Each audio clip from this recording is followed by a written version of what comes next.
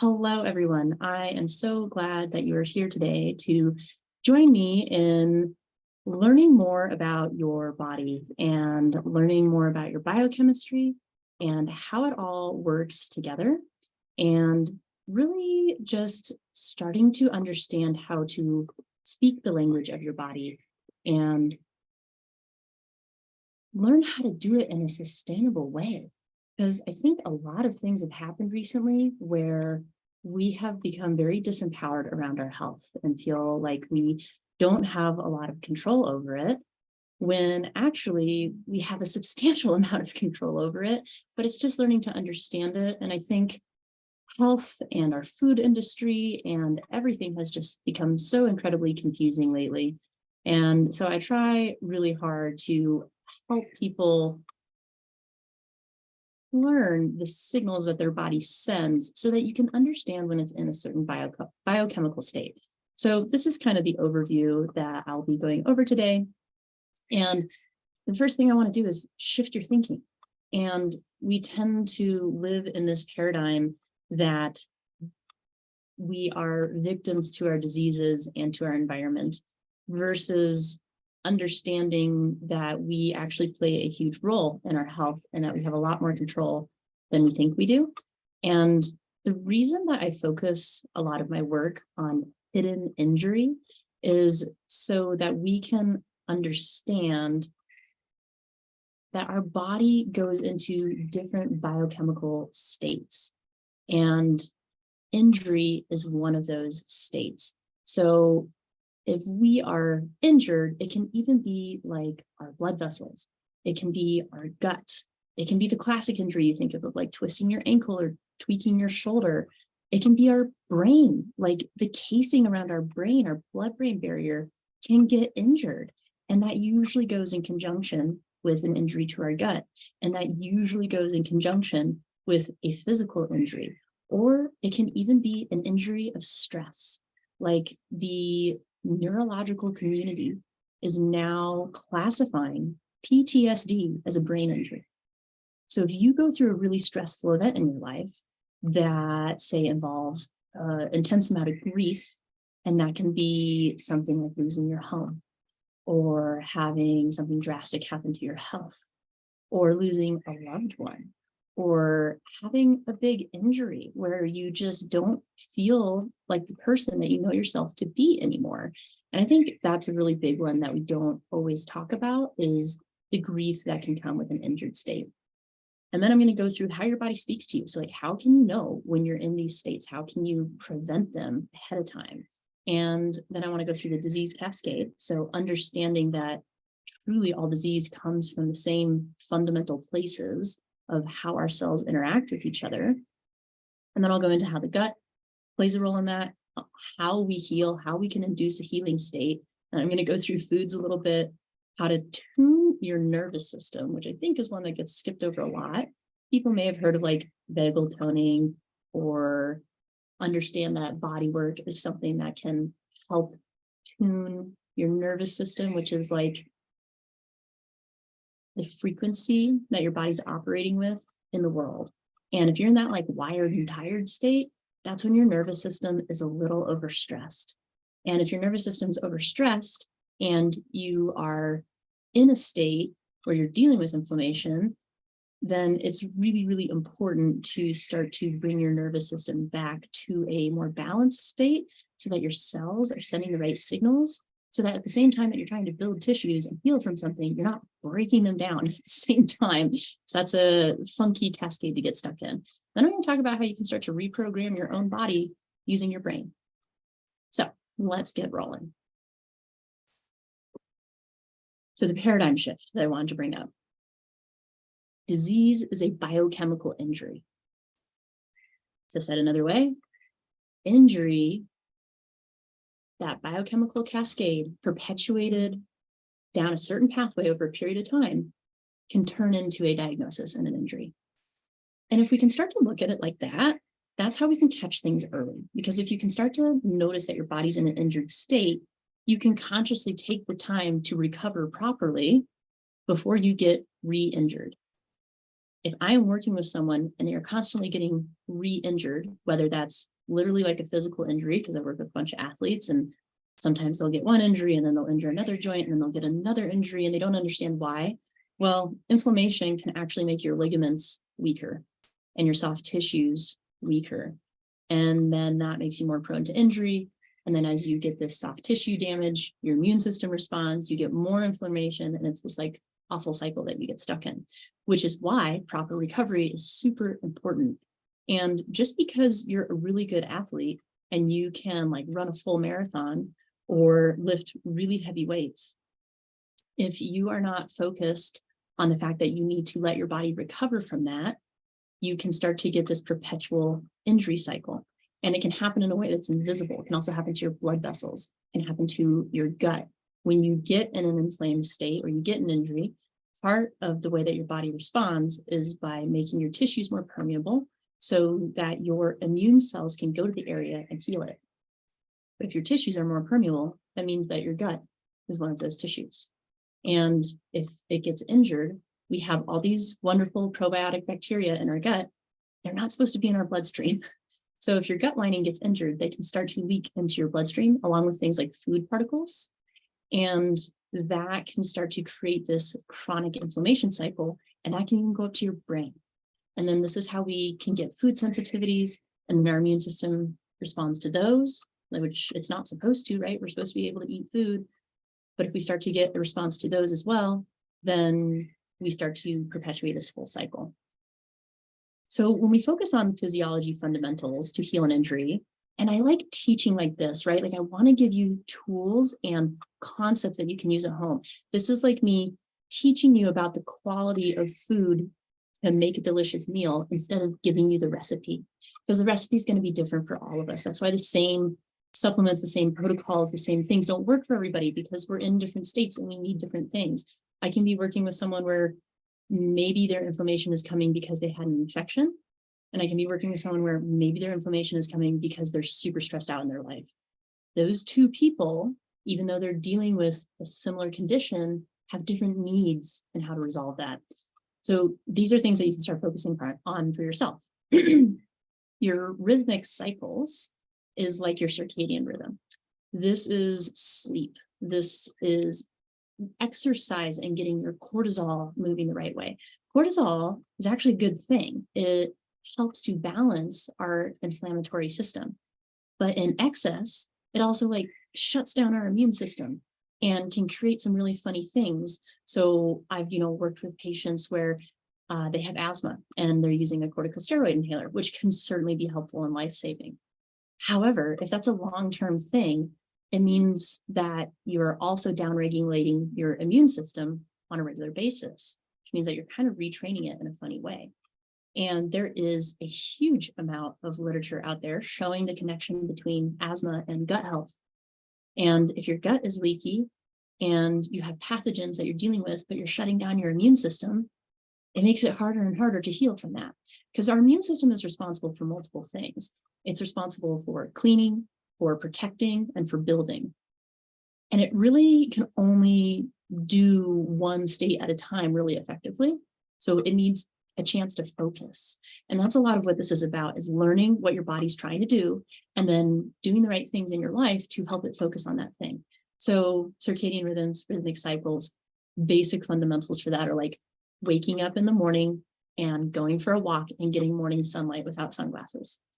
This helps set your cortisol for the day. It gets your metabolism moving, and that sunlight helps to cue your body correctly so that you can sleep better at night. That also has to do with like not having screen time an hour before you sleep, which is really important because blue light or screen time can really affect your cortisol, your inflammatory pathways, your neurotransmitters, even your sex hormones, because inflammation affects a whole bunch of other things. Then when we come to things like nutrient-dense foods, that's going to be things like organ meat. It's one of the most nutrient-dense foods out there. Most people are not appealed. It's not appealing to cook organ meat, but there's great companies out there like Pluck, which is like a organ meat. It's a functional food that's made of organ meat as a seasoning. And you can just sprinkle it on your food and you get these micro doses of nutrient-dense food all the time, which is awesome. And a link for that is on my website if you want to check it out. they're great. I use them all the time. And like, I'll even put it in like my guacamole, right? It's just a really great seasoning for my guac. And then I'm like getting all these really dense B vitamins and minerals and all these things when I'm not even eating meat. And for sensory kids or really picky eaters, it has an umami flavor. So it's really beneficial for starting to open up their palate and making them less picky with food. Then there are also things like our greens, which are highly loaded with B vitamins, or even spinach, which is loaded with iron. And then there's really cool bioavailability tricks. Like if you put lemon on your spinach, you'll actually absorb more iron out of it because the citric component and the acidic component helps you with iron absorption. Or if you're cooking with turmeric and you use some black pepper, you'll actually absorb more benefits of the turmeric. So just cool things like that. And then avoiding toxins, right? Like we have so many toxins in our environment and a lot of them are uncontrollable. Just things in the air, things on our grass, like pesticides, things on our food. And so this is one of the reasons that I teach people so much about food is because it's one of the last remaining controllable elements you have of your environment to control your own body. And you're spending money on it anyway. So what if we just directed you to the right things to spend money on? Because the food industry is super confusing. And this is why I teach people about it. Like they've mastered their marketing. And you know, like if you have those chips and they're almost addictive, like you just can't stop. And then you look at the back of the label and it says like maltodextrin and a bunch of other additives. Those additives stimulate your dopamine system and literally can make you addicted to food, which is why I direct people away from chemicals in food, is because not only is it not great for your gut, but it can also mess with your neurotransmitters, along with a whole bunch of other stuff and hormone disruptors and all of that. So really, I teach people about a whole foods diet, right? I mean, I can list all the things that we're not supposed to have or that are not ideal for us. But if I listed the things that I love to teach people about that you can have, I tell people to focus on lean, healthy proteins. That's your grass-fed, grass-finished, wild-caught, pasture-raised, all that.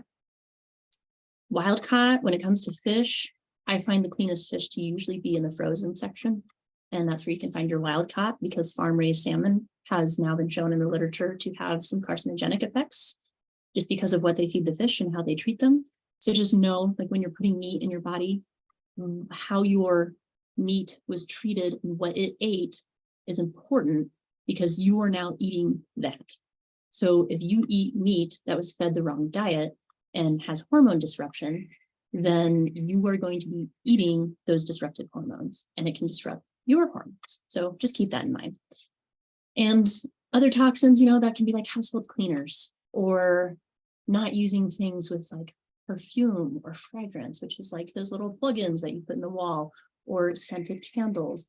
Go for the scented candles that have like essential oils. Get an essential oil diffuser. Then at least it's a plant essence. And, you know, understand essential oils all have their own properties too, but at least they're not synthetic hormone disruptors. So just understanding small things like that about your environment where you have control. And then managing the stress response. I think this is like the biggest one for our society right now, especially over the last couple of years. Everyone, I mean, we all went through a crazy thing where we were kind of in a bit of a fight or flight state and trying to understand what was happening in our world. And then that can alter how your brain functions, and that can last over time. It's like these neural pathways get formed, and then your mood and your personality starts to form around that. And then that can last for a long duration of time. And that's what I'll address at the end of like tuning your own autonomic system. And autonomic meaning like your automatic biological processes, your autopilot, that kind of thing. And when we manage the stress response, it really manages our cortisol response, which helps to make sure that we're producing our sex hormones correctly, and we're producing our thyroid hormone correctly, which is like your energy hormone. It makes sure that we're producing our neurotransmitters correctly and that we're not accidentally going down an inflammatory state in our brain. So that's why that matters. And then overall allostatic load. Allostatic load is like your body's capacity for what you're dealing with. And our body does have a capacity. And I teach people to kind of think about like thoughts, traumas, toxins. Those are the things that affect your health. Thoughts being stress, traumas being physical things, even nutrition, and toxins being those environmental toxins and what puts what's called oxidative stress on our body, meaning almost like rust on a car, right? Aging, those kind of concepts. And if we're really stressed out one week, it can be extra important to eat well that week, because then our gut is not dealing with the toxin burden of eating poorly, because our body is able to focus on mitigating the mental stress that we're dealing with, because our body only has so many resources. So if we can think of it like that, that's how we find balance. Because you're like, ooh, I drank a lot this weekend and I woke up pretty puffy on Monday. Maybe I should be more careful with my food this week, because clearly my body's dealing with some inflammation and it's struggling a little bit. And I'm going to go over some of the signs that can show up when your body is in that like acute stage of inflammation, which is where we want to catch it, right? We want to be like, oh, my body's injured. And if you like wake up puffy after that weekend of drinking, or like we all have Memorial Day coming up, right? We're probably going to barbecue and splurge a little bit. That's fine. But check in with yourself afterwards and be like, how do I feel after that day? Am I feeling a little puffy? Am I feeling a little fatigued? Do I have a little bit of brain fog? It might have been the excess alcohol that I drank that day. I'm going to be a little bit more careful with my diet this week. And I'm going to do some relaxing things for myself, like make sure I go for a walk and give myself a break from thinking about work. Or I'm going to drink a lot of water. Or I'm just going to do something that lets me feel creative and in flow. All of those things are a form of health, right? And we have this tendency, especially in America, to look at self-care as a waste of time because we're not being productive. Instead of understanding that if we care for ourselves, we'll actually be significantly more productive, because our neurotransmitters will be working correctly and we can focus. And when you can focus, you get a lot more done in an hour than you would in 4 hours of being unfocused. So if we can work with our biochemistry in this way and honor that our bodies need this, and that we're also protecting our long-term health, that is how we make a sustainable life that we are joyful in, where we're not always feeling pressured that we have to produce the next thing and produce the next thing, which tends to be a lot of our societal pressures. So just knowing that it's okay to care for yourself, and actually it's beneficial for all of the reasons that you're told it's not, which is productivity type stuff. So keep that in mind. And then health is dynamic. It changes all the time. And that's why I'm teaching you in this way, is so that as your unique body changes over time, you can check in with yourself and ask what you need, because it might be different. It might be that your sleep was disrupted that week. It might be that you didn't drink enough water. And if you don't drink enough water, your body enters a stress response, like you just twisted your ankle, because it's a cellular danger response when you're dehydrated. And that can cause that wired and tired feeling because your adrenaline just kicked on.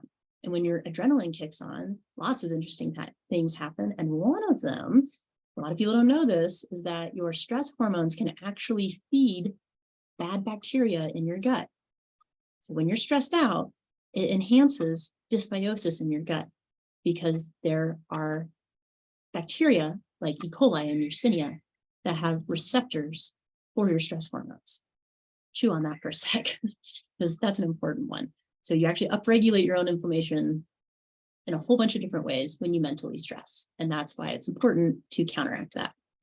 And we have to take care of ourselves on the physical side and the mental side, which we just spoke about, and then also the energetic side, which I don't think is talked about as much, but it's basically your state of safety and like how you're feeling in your environment. And if you're feeling safe enough to relax and to be creative. So if you're lacking creativity, or you're having a hard time getting there, it can mean that you're in a state where you're not feeling totally safe in your body. And that can be a time to check in with, well, how can I make myself feel safe? So I'm going to go over some of those things.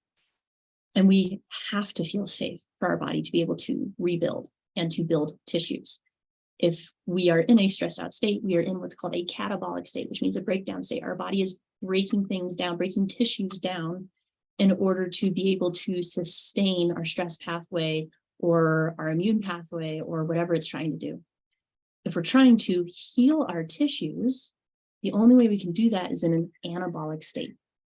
And we only enter an anabolic state when we are rested and we feel safe and our body is relaxed, because then our body can utilize its resources to go into building instead of protecting. So that's an easy way to think about it. So let's talk a little bit about how your body talks to you, right? We see these things that we run into and feel sometimes And a lot of the time we just write them off, or we're like, oh, everybody gets headaches, it's fine. Or we're told, it's not a condition, your labs look fine, so you must be good. Well, okay, sure, a lot of labs look fine. In functional medicine, we use a different set of ranges for labs. We use a much narrower range because most labs, the way that they take that range is they look at the average society and they pick an average, and that's the range. However, if you look at our average society, I would not call it in a state of ideal health. So those are not the ranges that I like to do my work with when I'm looking to get someone to an optimal state of health. I use a much narrower range, and I'm more careful about what I'm looking for. So the overall body feeling, when you're feeling like dense and heavy or puffy and thick, or you are struggling with some autoimmune thing, or like that stubborn weight, that can be your body in an inflamed state. Like if you wake up in the morning and you're super puffy underneath your eyes or above, like your eyelids are kind of sagging, that can mean that your body was dealing with inflammation overnight. So something in the last 24 to 72 hours may have made your body upset.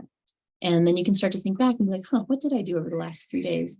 What would be the thing that might have upset my body? And sometimes you're sitting there like, I ate perfectly. Like, I have no idea. Oh, but you know what? It was a super stressful day at work. Okay, well, that can be the thing. And we forget that that can be the thing that makes our body upset. And when we induce that mental stress, it's the same chemical state as if you twisted your ankle. And we all know when you twist your ankle that you're supposed to like rest and compress and elevate and take care of it and massage and do gentle movement and eat right so that your tissues can heal. Well, we need to do the same thing when we have a mental stress. It's still an injury. It's a biochemical injury. So if we can look at things like that and start to take care of our bodies when these things occur, we can prevent ourselves from going down the whole injury loop where you keep getting re-injured, even if it's on like a vascular level, because that adds up. And then all of a sudden you're dealing with like cardiovascular disease. So just concepts to consider.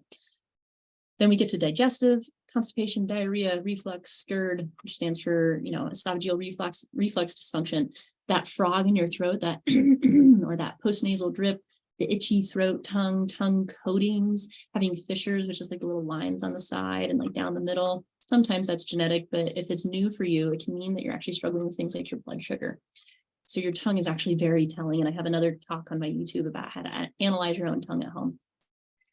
But constipation, people write it off. However, it means that your body's not detoxifying. It means that you're not getting toxins out. It means that you're not detoxifying your hormone intermediates, which can mean that you're reabsorbing them. And if you're reabsorbing hormones, then you can have strange hormone levels that can mess with your cycle. Or if you're a male, it can mess with your muscle building and a whole bunch of different things. And that frog in the throat, that's a really common one to be tied to dairy. Or it can just signify that you're dealing with some allergies. And if you're dealing with allergies, it means that your immune system is upregulated in some way. Like we shouldn't really be allergic to the environment around us. That is not an adaptive state for our bodies. So that means that something abnormal is going on with your immune system. So instead of just being like, oh, I just have allergies and like, I'm just going to take allergy pills for the rest of my life. My question for people is, well, why do you have allergies? Why is your immune system upregulated and why is it needing to send these signals? What is the other thing that it's trying to protect you from that is upregulating it? And then that's what we investigate with functional medicine, is looking at the cause of things. Brain irritability, depression, anxiety, brain fog, blurry vision, headaches, migraines can hugely be tied to injury or gut injury or just biochemical dysfunction. And there's different kinds of migraines, some of it can be structural, things like that, but a lot of it can be chemical or stress induced and things like that. So just keep that in mind. And this also goes with energy, right? Fatigue, lethargy, that just like, I just don't have the energy to do anything. That can be a really important one to look at. And also acknowledge things like your mitochondria, which is like the battery of your cell. Energy, a lot of people think about thyroid, stuff like that. But we're like electric cars. We're supposed to run on like 90% battery power and 10% gas. Our adrenal glands are like our reserve gas tank. And if the battery is not working, mitochondria is not working, then we use our gas and we run out and we get really tired. So then we do things like drink coffee, which actually pushes on the gas pedal harder. And we cycle ourselves down this loop of basically the spectrum of adrenal fatigue. And your adrenals are like the little hat that sits on top of your kidneys. They're a very neurological gland. They produce our cortisol. They maintain our blood pressure, things called mineralocorticoids. They maintain our blood sugar. And if they get tired, our blood pressure, our blood sugar, even our sex hormones can get really dysregulated. And then that can perpetuate a whole bunch. And with how hard we drive ourselves in our society, mentally, physically, it's more common than you'd think. And this is why the recovery is so important, is it allows your gas tank to refill and it allows your batteries to repair. But a lot of people totally forget about their mitochondria, which is why I love teaching about cellular health. And your mitochondria are driven by things like B vitamins and alpha lipoic acid and carnitine and other things that stimulate them, but they're notoriously damaged by toxins and environmental toxins. So if your mitochondria are getting damaged, then you're not going to have the battery power that will respond to things like the signal from your thyroid. Your thyroid acts on things like your mitochondria to produce energy. If you don't have the factory and the battery to produce the energy, then you're going to go into your reserve systems. And if you're on your reserve systems for a long time, you get depleted. And then that's how you get stuck in a state of total depletion. And all of a sudden you have some kind of condition show up. So it's not like your condition shows up out of nowhere. It's usually perpetuated over a long period of time of biochemistry being stuck in a funky pathway because no one ever taught you this, which is why I love teaching this. So skin is your other huge canary in the coal mine. Like, it's so fascinating. It goes into, if you're flushing, if you have spots, acne, especially like the cystic acne, that can be hormonally related. If you have a rash, your body is usually trying to detox something, or your immune system is overactive in some way. It's not just like something that you put a cream on and it goes away and you don't worry about it. The question should be, why in the world do I have a rash? I need to investigate this so that my immune system doesn't go haywire down the road and I'm not dealing with something like a hidden infection. So just know that that can be worth looking into. Like, this is how your body talks. And if you're like feeling itchy on your palms or the bottom of your feet, that's a histamine response. That means your neutrophils, your acute immune response, is active and it is trying to protect damaged tissue somewhere in your body. And if you're having like itchiness after exercise, that can mean that you're dealing with tissue damage and you might need to investigate your recovery before you continue to push your exercise. And then that swelling that I mentioned. Nails are also really telling, right? If you have white dots, it can mean that you have a mineral deficiency. If you have white dots on your teeth, it can mean that you're having some gut issues. It's commonly tied to celiac. And there's just a number of different ways that you can look at this stuff. So these are like the physical exams I do in functional medicine when people come into the office. Even if you have like a horizontal line in your nail, that one's kind of a big one. It means that your body went through an horizontal this way. It means that your body went through some kind of state where it was having a hard time metabolically. Like when a tree is growing and you look at tree rings and then like 1 year, the ring didn't grow as much, that year was a harder year. And so your nails are kind of like your tree rings, right? It's this really good way to look at your body over time. And if they're flaking and weak, it usually means that you are struggling metabolically. You may need some collagen, you may need some minerals. And this is why working with a practitioner can be helpful to figure out exactly what you need. But just starting to know that, like, you're like, my nails have changed, or I see little dimples in my nails, like the thimble when you're sewing. Dimples in your nails can mean that you're maybe having an autoimmune response, and that's important to get checked out. And I would rather you know these things about yourself and be like, I'm just going to bring that up when I'm with my doctor next, versus just completely ignoring them or forgetting to mention it, because this is how we catch stuff early and prevent things from down the road. Other things, joint pain, arthritis, that stuffy nose, coughing, allergies, all tied to inflammation. Okay, the disease cascade. Let's just go through this a little bit. So our normal injury healing cycle, we have an injury, we have loss of integrity of tissue. Our hemostasis is like our blood slowing down. This is our body like checking out the area and seeing what we need to do. Then we go into inflammation, which is like cleaning up the area. Then we go into proliferation, which is starting to rebuild. Remodeling is when we like do the fine tuning of the tissue, and then we maintain it over time. That's a healthy injury cycle. This is the recovery part, this proliferation, remodeling, maintenance. If we don't allow ourselves to go into recovery, we get kicked over into this pathway, which is inflammation going into a huge immune response. That immune response responds to battlefield damage, which is like damage of your tissues. This can also be a cause of immune response. So then you get stuck in this cycle where it's like your immune cells cause damage, and then the damage causes more immune cells. And then you go through that.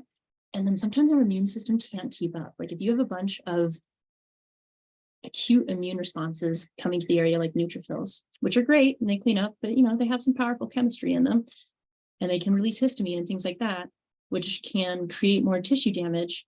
And then we don't have things like monocytes, which are like our janitors. We don't have enough janitors to come clean it up. Then the presence of the neutrophils causes more damage. And we keep not having enough janitors to clean it up, and it causes more and more and more. And we get stuck in this chronic inflammation pathway of our tissues without even knowing it, right? Like this can happen under the radar. But when that happens for a long period of time, it can be much harder to reverse because you literally have to retrain your immune system to not over respond. And this is where things like mindfulness and food and all the things we're talking about come in. But then we go into this chronic inflammation, we get that hyperreactivity, so the immune response overreacting without cleaning up, get more cellular damage, more debris, immune response. And this is the chronic inflammation cycle that we get stuck in that causes cellular damage and can lead to things like autoimmune or other conditions. Okay, that was a lot of left brain stuff. I want to give your right brain a moment to take in this image and appreciate how freaking incredible your cells are, how amazing your body is. And these images came from Art of the Cell, which you can look up like the life of the cell on YouTube, which is where this little video or this picture on the bottom right came from. And there's a video where you can literally watch how your cellular components work inside you. And when you take a minute to think about the fact that this is happening inside of you all the time, every single moment without you ever thinking about it, it just gives you this profound realization of how incredible your body is, how intelligent it is. And this in the middle, this is your nervous system, right? This is just your brain. People think that your nervous system is only in your brain, but your brain extends all over your body. That is how we send all of the signals to our cells.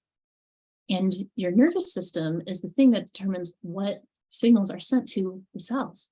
So if your nervous system and your brain are in a state of being worried and stressed out, it's going to send a threat signal to your cells, and your cells are going to respond like there's a tiger in the area. If you're in that state all the time, then your body is going to go in that depletion state, because we're meant to run from a tiger for a short period of time and then recover.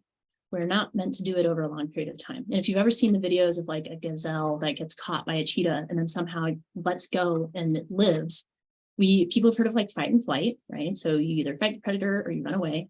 If you can't run away, then enter a freeze state. And the freeze state is basically your nervous system shutting down your pain receptors so that when you get eaten by the cheetah, you don't feel pain in your death. But if we're not being chased by a cheetah and we're just dealing with like bills or work or, relationship stress or whatever, that can end up putting your body into a chronic fight or flight and freeze state. And if you're in the freeze state, it can literally kind of freeze your metabolism. And if you're struggling with weight loss and you're in that state and your metabolism's frozen, you're gonna have a really hard time with that weight loss. And that's just like a general goal, right? Down the road a little bit, if you're stuck in that freeze state and your cells can't turn over to heal tissues, then it's a much bigger deal. And that is how we can start to degrade and break down cellularly and age faster. So let's talk about the gut next. And I'm just going to give you one more second to just appreciate the beauty of that. Just love that. All right. Injury, the gut, and the brain. So we have that stress, the injury that we were talking about. And then we talked about how your stress can actually feed those bad microbes in your gut. And then that goes into more inflammation, and it can go into gut permeability, which is like gut barrier permeability, because things that go into your gut are technically still outside your body, right? Our gut is this tube that goes to our body that is still like an outside part of the environment. And for things to enter your body, they have to go through the gut lining. So it's a very important barrier. And if that barrier starts to break down, we get things leaking through that aren't supposed to leak through, like the food particles or pieces of bacteria that cause our immune system to go nuts. And then when our immune system gets upregulated by this, what's called subclinical endotoxemia meaning toxins from the inside. So you're accidentally poisoning yourself from the inside out when you have leaky gut. Then we get the immune response.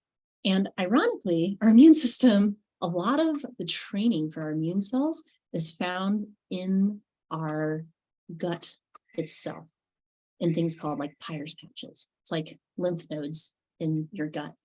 And our cells go down there to get trained on how to respond. So if your gut is super inflamed, your immune cells are going to get trained to operate in a more inflammatory way. And then that's going to slowly upregulate your immune response over time. And then that's how we get an overreactive immune system. And it can take, 3 to 6 months or more for your immune cells to turn over and to have their hyperactive response downregulate. However, our immune system has a lifelong memory. It can go down and not be as reactive over time, but ultimately things that we have made responses to, our body remembers. And that means that if you go into this pathway where you're having these immune responses, your body's going to have a memory of that, and you can downregulate the response, but you are going to be slightly more sensitive to that for life. And then it's just something to know about yourself. And that is why when you've gone through some kind of cascade like this, you may have to color in the lines of how well you eat a little bit better than your average person. And I get that all the time. It's like, well, someone else is totally fine with eating this. Like, why am I not fine? Like, well, your body had an immune response to it at one point. So now your body looks out for that thing. And again, like, it's all about moderation, right? If we just do it in the right amount where we're not upregulating our immune system beyond a certain threshold, we do fine with it. So like my body, I just had an immune response to dairy because I was eating a lot of heavy cream when I was in an injured state. And so now my body just doesn't like dairy as much. I can still do it sometimes, but I have to limit it, and I just have to do it in the right amount. So I watch for those little symptoms in myself we were talking about, like, oh, did I wake up with a headache? Do I feel puffy? Did I gain 4 pounds overnight? Because if you gain 4 pounds overnight, that's not true weight gain. That's water weight. That is inflammation weight. Your body is working on an inflammation response. So if that happens, I just know that I shouldn't have dairy for at least like another couple days, if not a couple weeks, and just give my body a little break. And if you can start to track those things for yourself, you start to build this map for yourself. So you can be like, oh, I'm going to try dairy. I did it 2 days in a row. I'm good. Oh, day 3, I kind of had a reaction. Okay, so I know that I really can't do dairy for more than 2 days in a row without at least like a 2 or 3 day break. That's a really livable thing that you can do long-term for your life, where you don't have to be totally restricted and cut everything out, but you understand that your body has limits and it has certain immune training that it's been through. And the reason this is important is because if you get stuck in this immune response, you can get a brain immune reaction, and your microglia, which are like the janitors of your neurons, and they go clean everything up. They have a very good role. If they get stimulated in an inflammatory way, they produce something called complement factor. And complement factor in the wrong pathway can literally delete your neuronal synapses, or it basically tags different neuron synapses for deletion by the microglia. So you start to break down your neural connections when your brain gets overinflamed. This is why this is so important for long-term brain health and avoiding things like dementia. And this is why I like to teach this stuff early, is because it's not like that comes out of nowhere. That comes out of decades of this happening over time. So that's just some important knowledge. And there's a really great book about that if you want to learn more, called The Angel and the Assassin. It's all about microglia. It's really cool. All right, let's talk about how we heal. This is my favorite part. So first off, we need to have a clear instruction on what we want our body to do. And I realize we're almost at the 45-minute mark.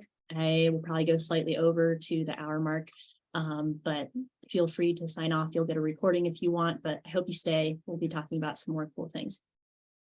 So for that clear instruction that's coming from our brain and the energy of our body, energy meaning like, what state are you in? That state can be like, I'm injured. I'm so frustrated. I am hopeless. Like I don't know what to do with my body. That's an energetic state. And that is a low vibration kind of feeling like an injured victim mental state. And we all deal with it. So it's okay. Like, I get it. But you can also have the state of like, man, I have so much faith in my body, especially after learning all this cellular stuff. It's so cool. It has such a capacity to heal. It's so intelligent. It grew everything in my body from 2 cells with the pure intelligence of nature. Like, dang, that's cool.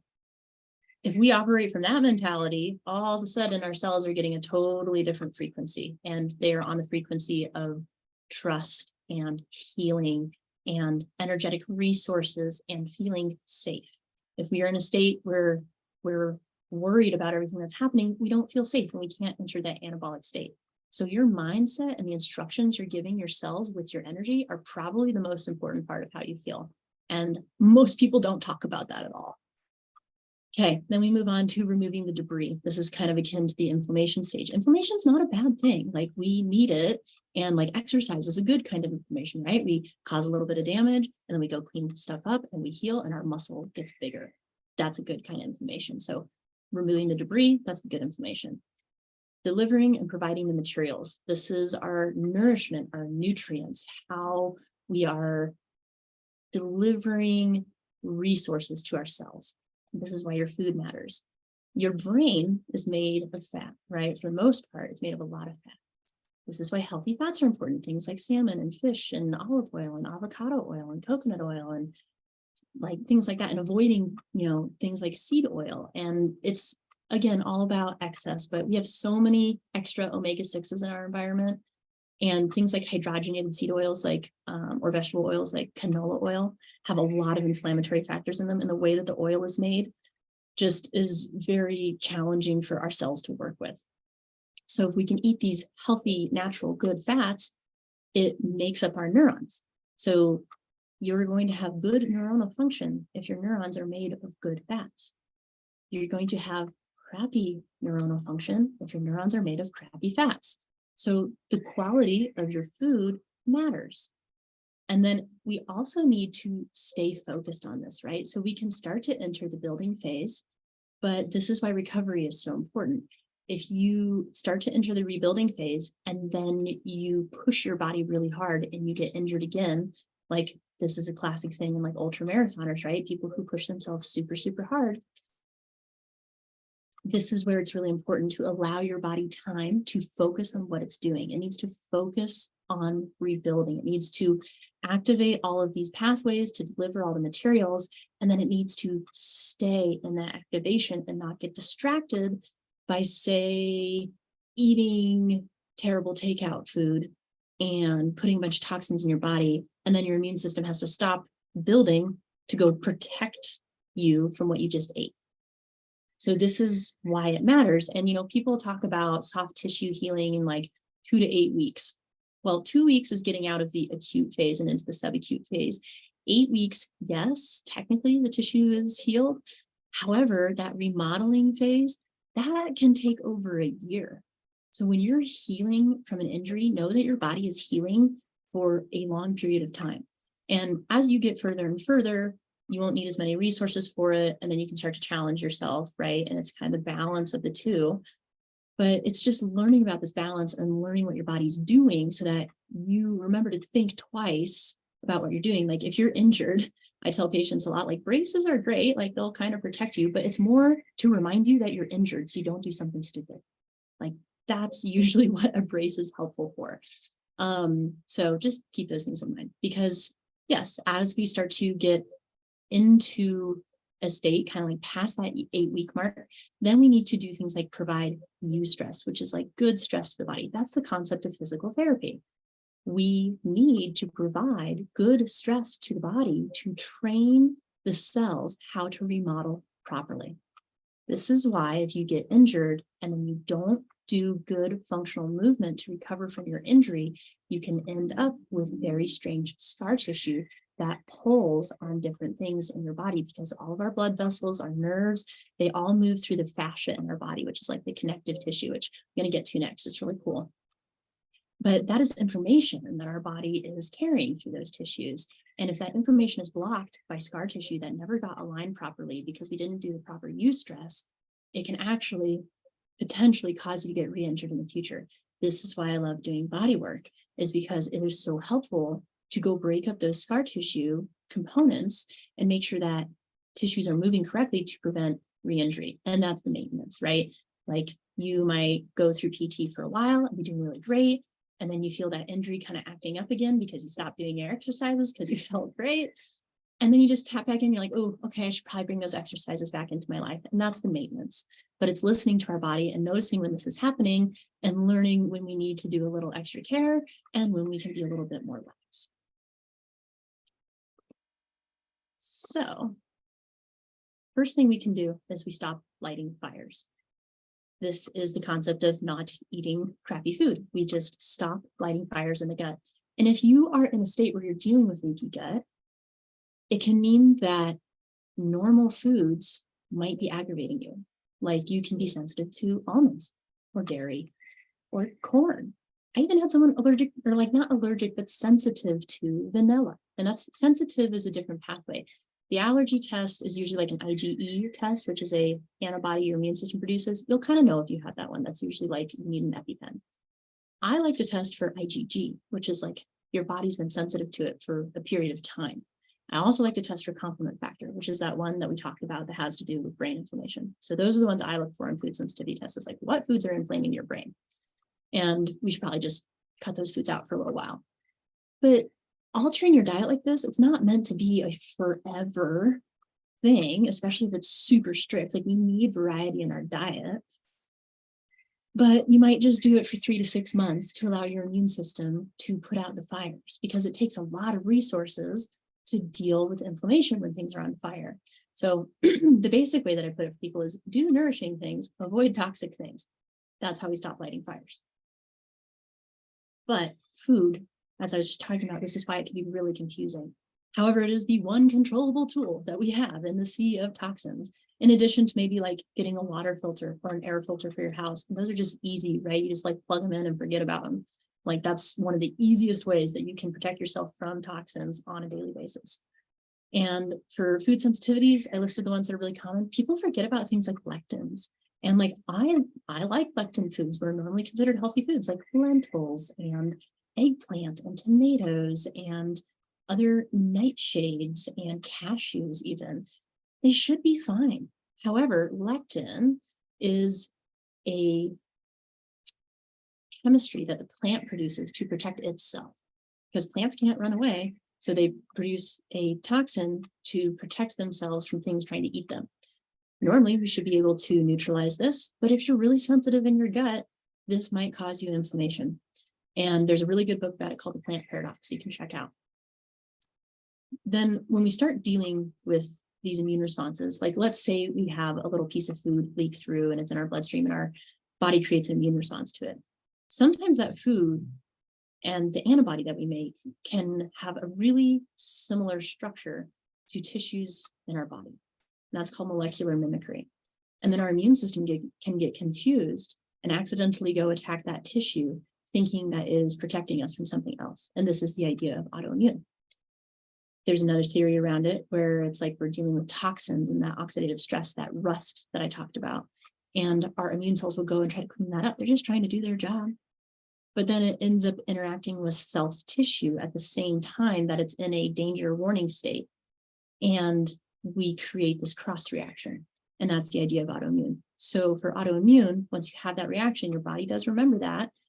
But if we can control our inflammation and our immune response to the point where we're below that massive threshold that we hit, that is how autoimmune cases can go into remission. And there's tons of stories of that. So just know that this is kind of how that system works. For states of healing, your diet can vary greatly. So that's why one diet can work for someone and not for somebody else, or you might need different diets at different times in your life. Like I used to kind of, I'll say not fully understand the carnivore diet, but now I understand it as something that is highly nutrient dense and really nourishing to your body at a time when it's dealing with damage. And if you have a really inflamed gut, dealing with like roughage from vegetables can be tough on your gut, even though roughage is important and it feeds our good bacteria and our microbiome in our gut.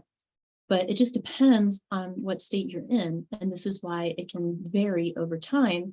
And it's just listening to your body. So like if you're eating vegetables and you're getting bloated, you should check in with somebody about that, because that shouldn't be happening. That means that there is something going on in your gut that needs to be addressed.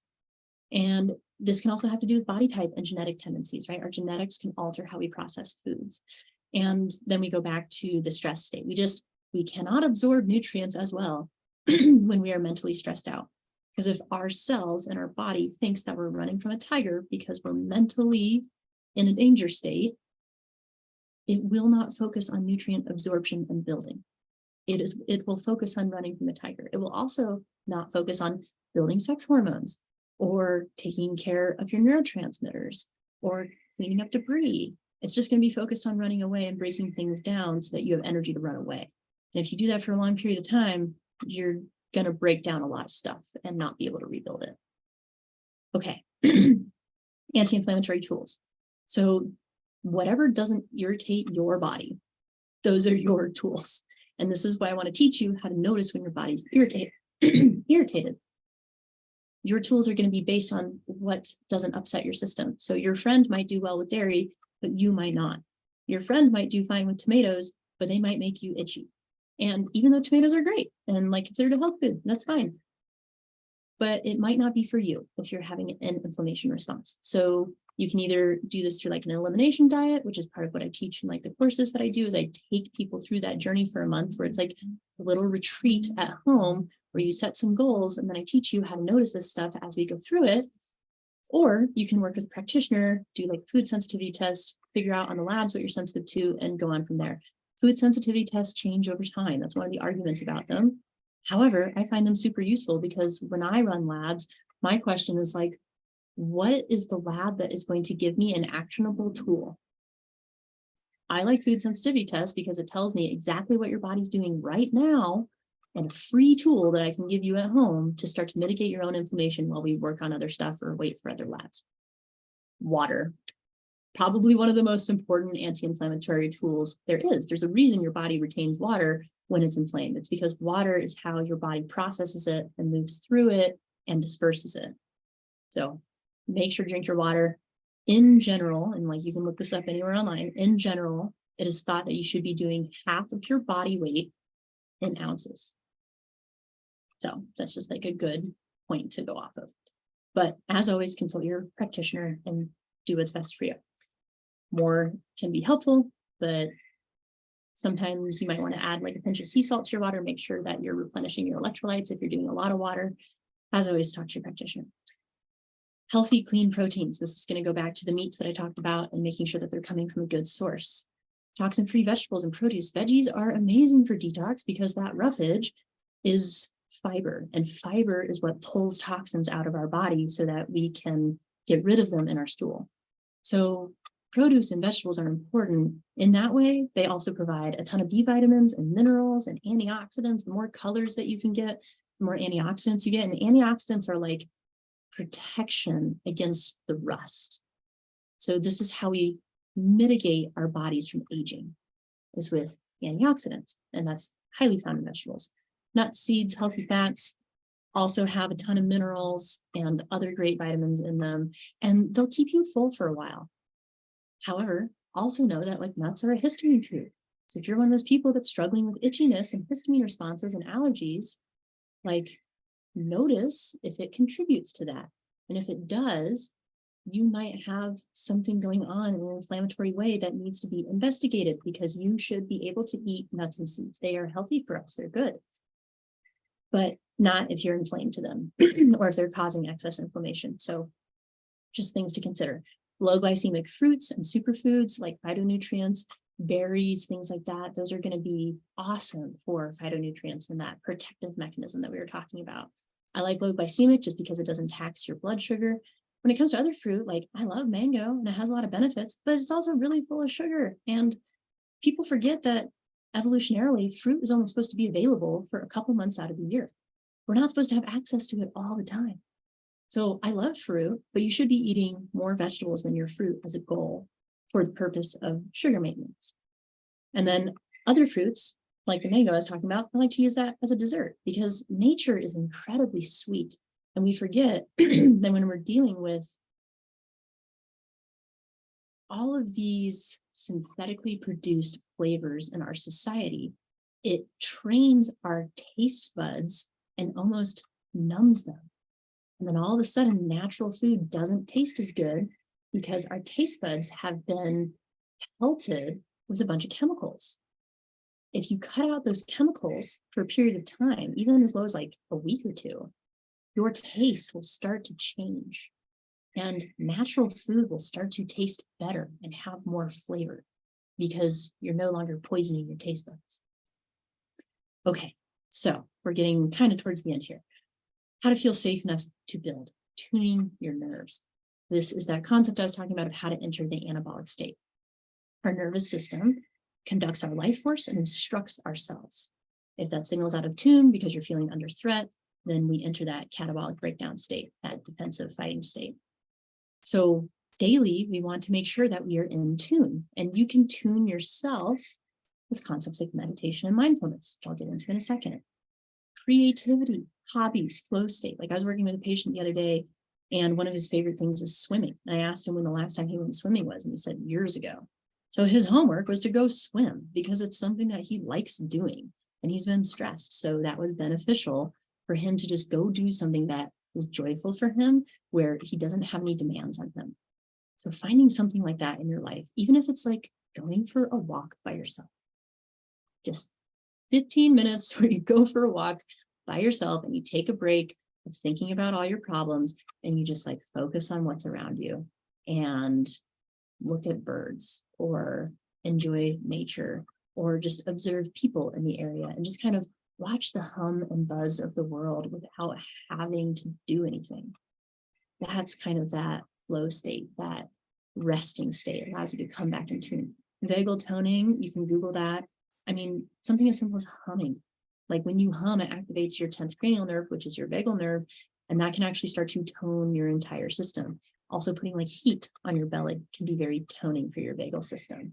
So just know that things like that exist. And then one of my other favorite ones, of course, is body work.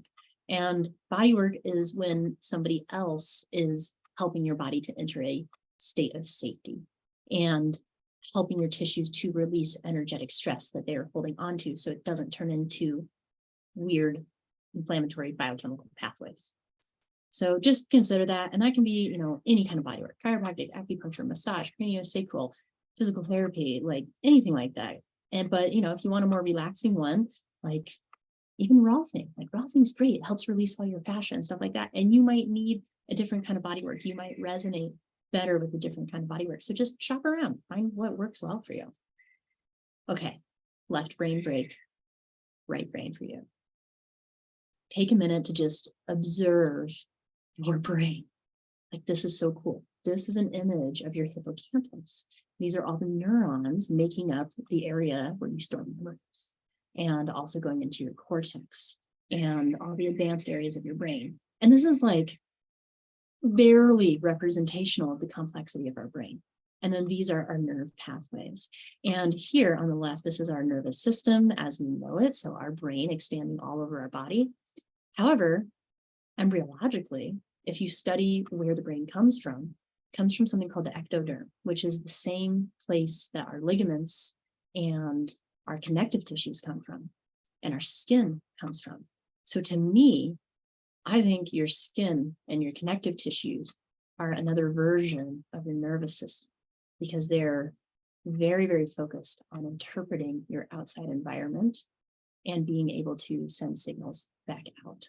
So just take a moment to acknowledge the profundity of your body. It's really cool.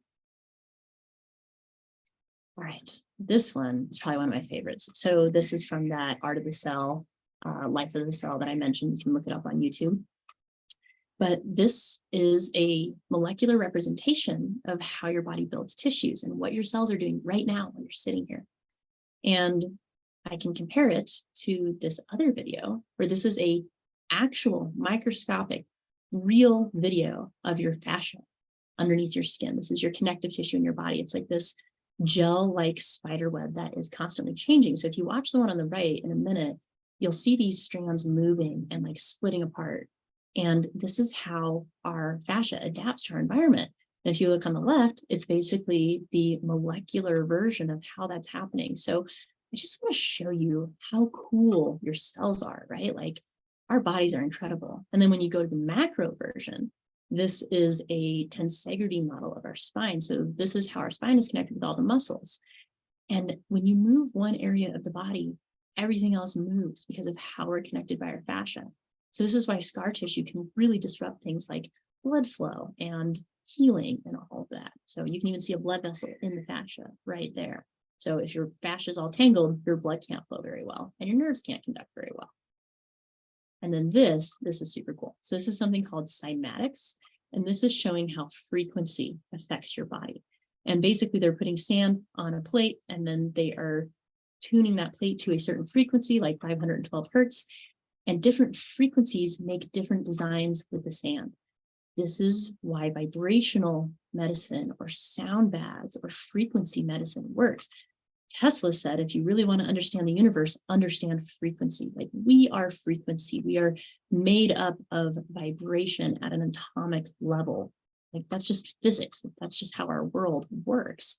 And this is why doing things like mindfulness or understanding meditation can affect your body in a really important way, because it literally alters the structure of different molecules in your body. Okay, last kind of part here, autonomic reprogramming. This is using meditation to have conversations with your cells to give your body that instruction that we talked about earlier, so it has clear instructions on what you want it to do. So proprioception is the concept of feeling outside your body, and interoception is the concept of feeling inwards. Feeling inwards can mean that you are going and paying attention to an area that hurts, or an area that you want to heal, or feeling your heartbeat, or feeling your breath. Those like really classic, people in meditation are like, okay, feel your breath, feel the inhale, feel the exhale. This is why you're doing it. You're training your nervous system. Over here, this is just cool. So if you've heard of chakras, chakras stands for like energetic wheel in the body. And you can sit there and be like, oh yeah, energy in the body, sure. Well, let me give you some anatomical evidence for this. So the way that our neurons work is they send charged particles in motion. They send an ion in motion.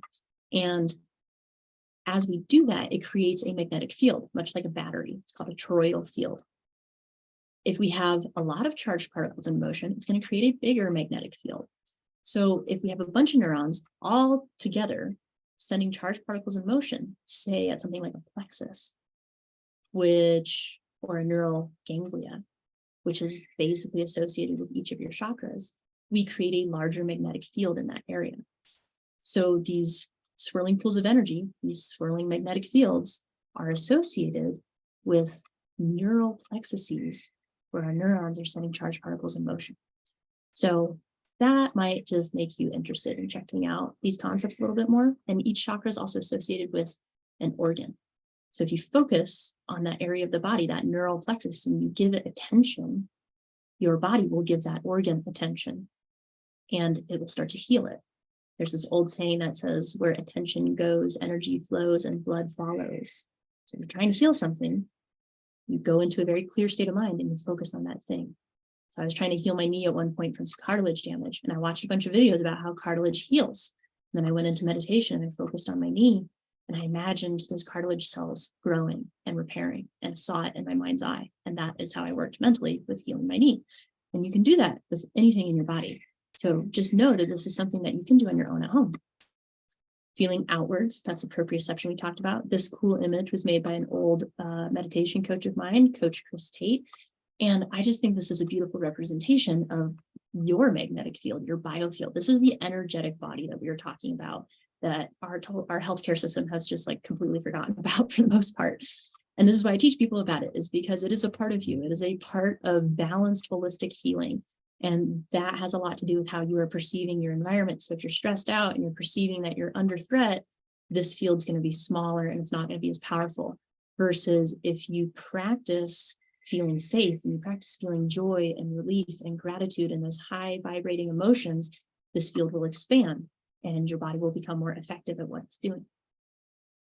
Visualization is another one that you can do. I liked this idea in the past that I would use where I would be sitting there and I'd almost imagine my body filled with ash. And then as I inhaled, I would see it being filled with like blue sky. And as I exhaled, I'd exhale the ash, and that would be like my feet. And then I'd inhale blue sky into my ankles, and I'd exhale ash, and I'd inhale it into my legs, and I'd exhale ash. And I would just do that all the way at my body until my whole body was filled with clear blue sky. And your meditation can be as simple as that. It's just like giving your body a chance to release whatever you're trying to release. And it gives you a chance to be creative and visual. And I think people think of meditation as this task, but I want to teach people to think of it as like fun, creative time where you can really do whatever you want. And it's just about learning different ways of doing that, because saying that you meditate is like saying you listen to music. It's very broad. And then you could say like, oh, well, I listen to this kind of music. Or you can say, oh, I do this kind of meditation. And so there's millions of types of meditation, and you just find what you resonate with. You can even do just a moving meditation, like the walk we were talking about earlier, where you're not thinking about your problems and you're paying attention to your environment. That's a type of meditation. So if you're a person that doesn't like sitting still, go do that one. But just know that different types have different benefits. And so trying out different types can be really helpful because they may do different things in your body.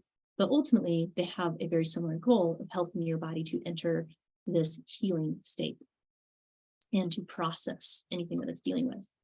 So healing, we talked about encouraging your innate intelligence. That's like when I say having a conversation with yourself, you can verbally talk in your mind to your body. I think that's helpful. But also if you do it energetically, where you go into the area of the cell you're trying to heal and you sit there being like, oh, thank you, cell. Thank you for healing. I'm so proud of you. I know you're in the process of healing, but I'm so grateful that we are doing this and that you're doing it well. And you just start being grateful for the way that you want it to go. That energy is going to direct your cellular response. Cool. Tonglen. This is another one that I like. And so sometimes it can be really hard to want to do these things for yourself. And I will find this a lot in parents where they have a hard time loving themselves, but they will give and give and give to other people. So this can be a great thing to do to help motivate you to care for yourself. So Tonglen is the concept of meditating for somebody else. It's like if you're experiencing grief, you think about all the other people in the world that are experiencing grief, and you feel that grief, you feel that emotion, and then you exhale it for yourself and for those other people. And then as you inhale the relief and the joy and the gratitude and the things that you want to feel and the things that you want those other people to feel.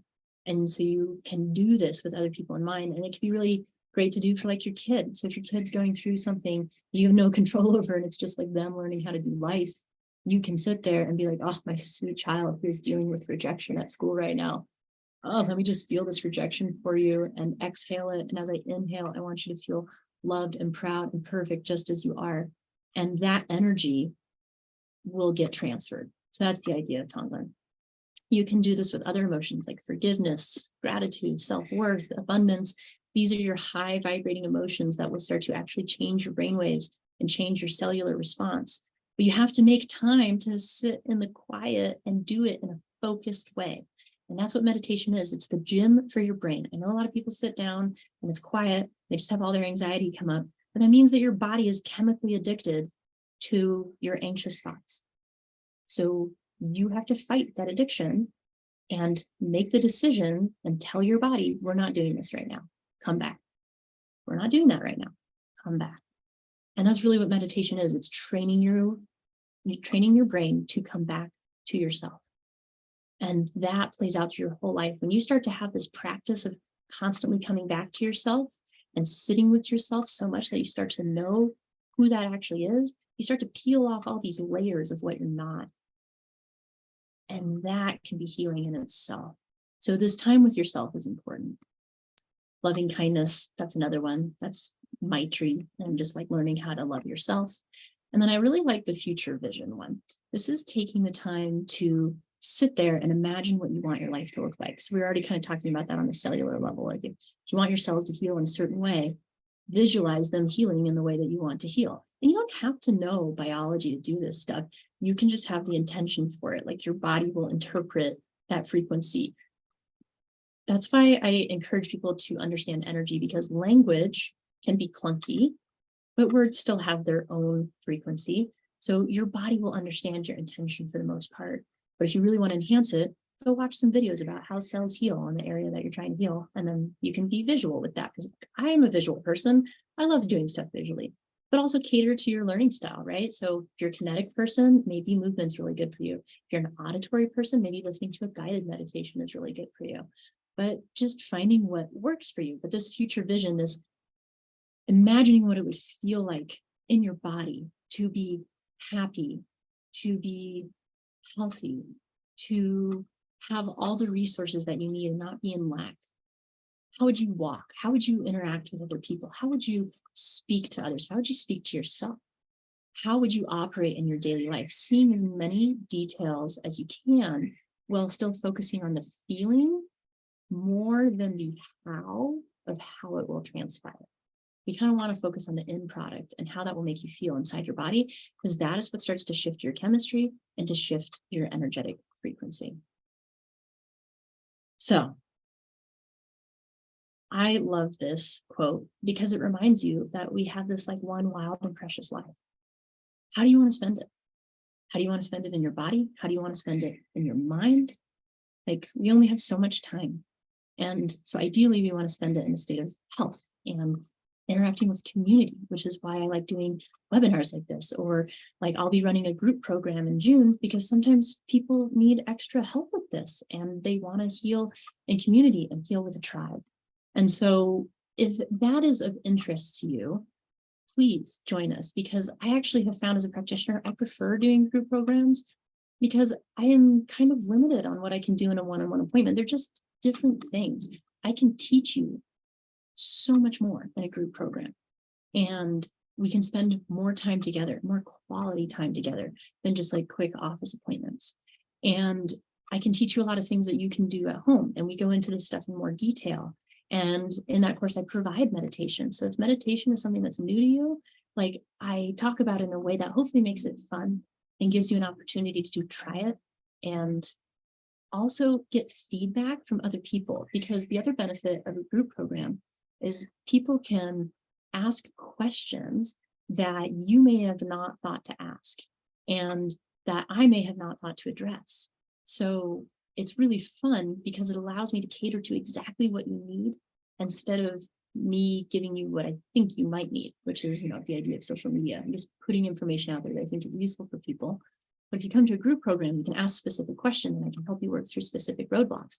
And I consider it like a retreat at home, right? Like my purpose with it is to create a container for people to transform in community. It's like a safe container for you to go through this process with other people that are moving in the same direction, which helps pull you forward and give you momentum instead of feeling like you have to do everything yourself. And community is healing in itself. And it's something that I think our healthcare system has kind of totally lost.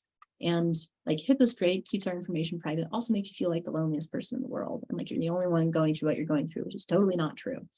And so doing this in community and hearing other people's perspectives can also give you ways to reframe your own perspective so that you have a new way of looking at things and a new way of working with your body.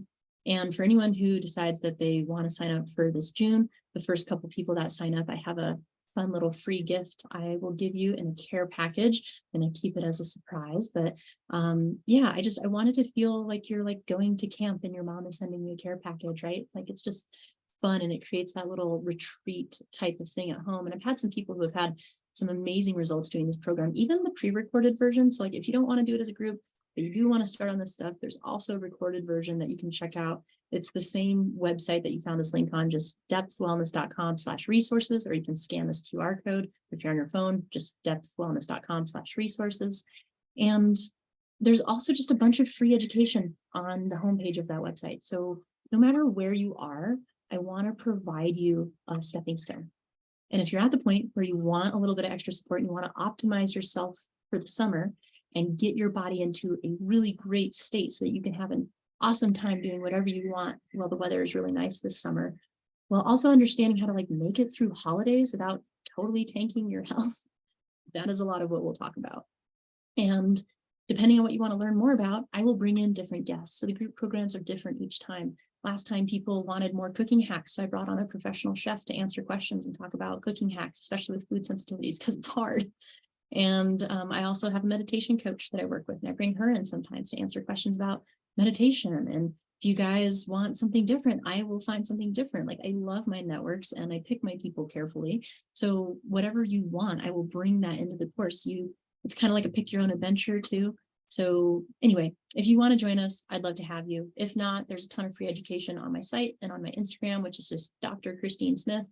And I hope you really enjoyed this. I hope it was useful. Does anyone have any questions at all? If you do, feel free to speak up. If not, no worries, and I'll make sure to email out the recording of this afterwards.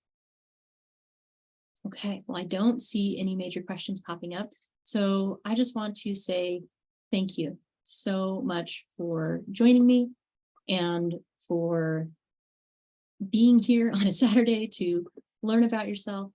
And I just hope you have a wonderful rest of your weekend. So have a great day and make sure to love your body, drink some water, get some sunlight, go move, do something fun, and hopefully I'll see you again soon. Bye.